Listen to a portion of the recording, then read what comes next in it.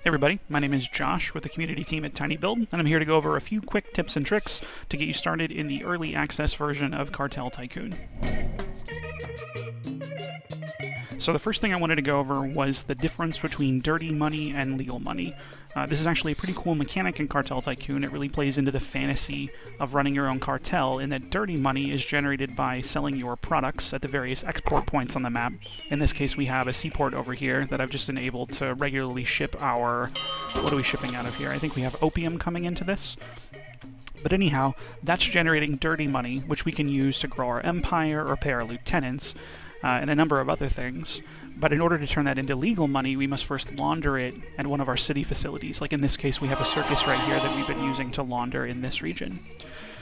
Now, the core difference between these two funds is that dirty money, while also being obtained illegally, must be physically transported to the location where it's being spent, whereas legal money is instantly deducted from your account and paid to the location where it's needed automatically.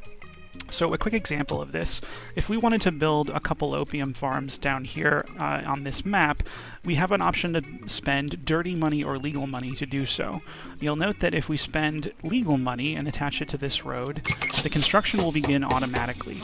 But if we use dirty money to do this, the construction will wait until money is delivered. In this case, it needs to be coming from a nearby residence.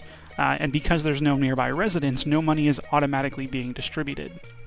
A cool trick to get around this is you can either build a residence where you need to be managing facilities like this and delivering dirty money, or you can select an existing residence that has money in its storage. We'll use this one way up here for this example, and in its logistics tab, you can select an additional destination for it to manage. So in this case, it's going to identify that this farm requires dirty money to operate, or in this case, construct itself, and it should automatically distribute some trucks carrying money to pay for that construction cost once it finishes its other immediate tasks. We should see a truck coming out of this momentarily. Trust me, it's definitely going to happen. There they go. So, actually this truck is paying that. Where's this one going? There we go. Here's our truck delivering the dirty money in order to construct that farm. This is actually an interesting example. It took a while to send it out, and it needs to go all the way across this map. It's important to note that each facility, like a residence or a warehouse, has a limited number of trucks with which it can transport its goods. So in this case, the residence is supplying all of these coca farms and labs with the necessary dirty money to keep operating, which is a lot of facilities to keep running.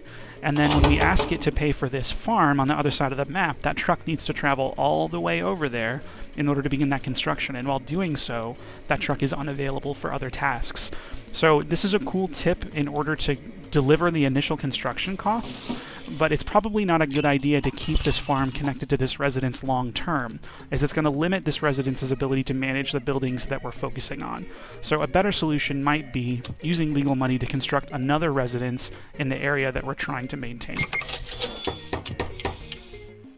We hope these tips will help you get started in the early access version of Cartel Tycoon.